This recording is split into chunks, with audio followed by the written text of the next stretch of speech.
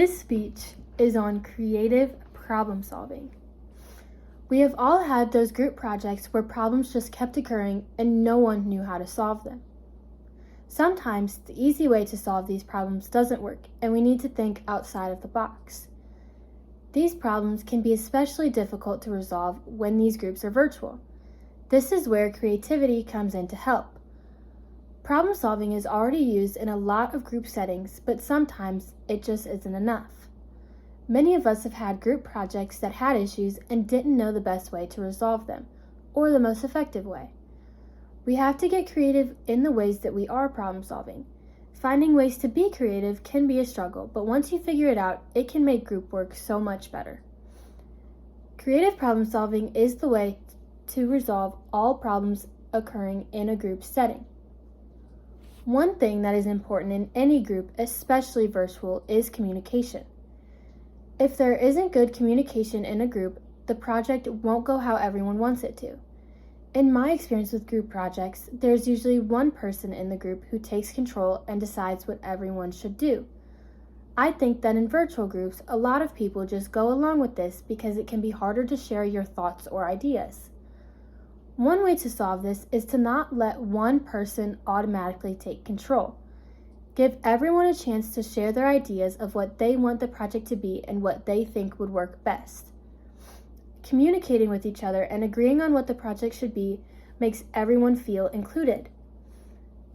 Individuals can develop creative abilities and teams use these abilities to develop ideas that can be evaluated by the group.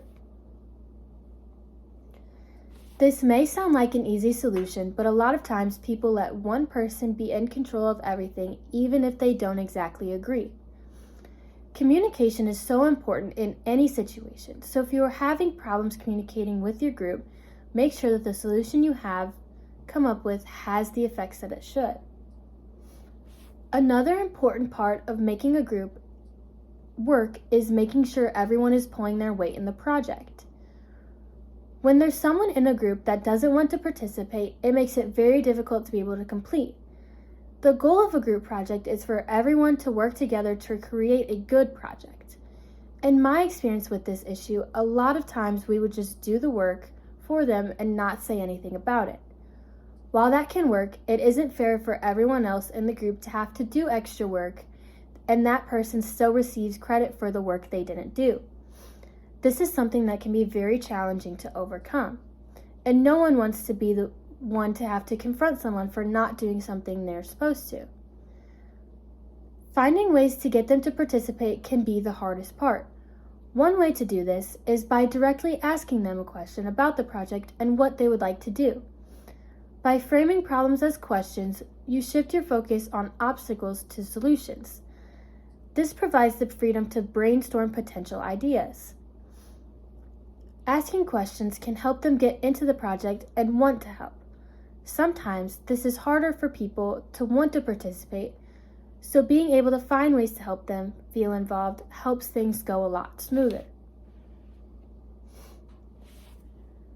The last problem that has occurred in during groups that I have been a part of is not agreeing on what the project should be. For a group project to be able to be successful, everyone needs to be on the same page. If one person doesn't agree, it can throw off the entire project. When there are people that aren't on the same page, it can be very difficult to get everyone to participate. There are ways to solve this, so to see how others would use creative problem solving in this situation, I conducted an interview with a friend.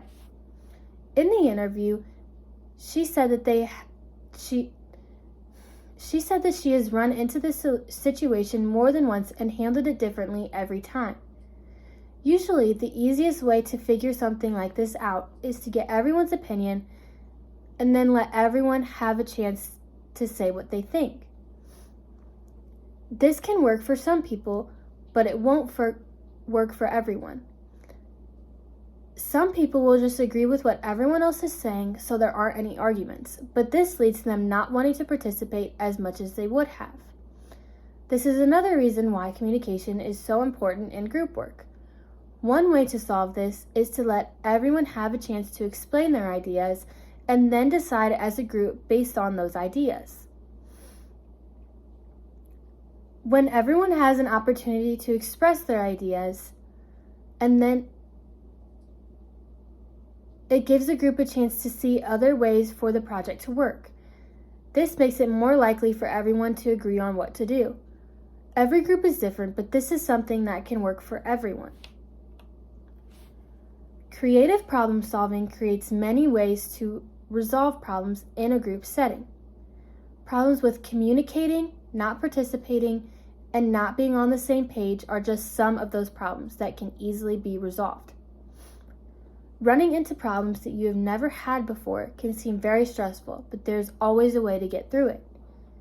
Creative problem solving is a way to solve problems, but people have to see the point of the solution, otherwise it won't have the effect that it should.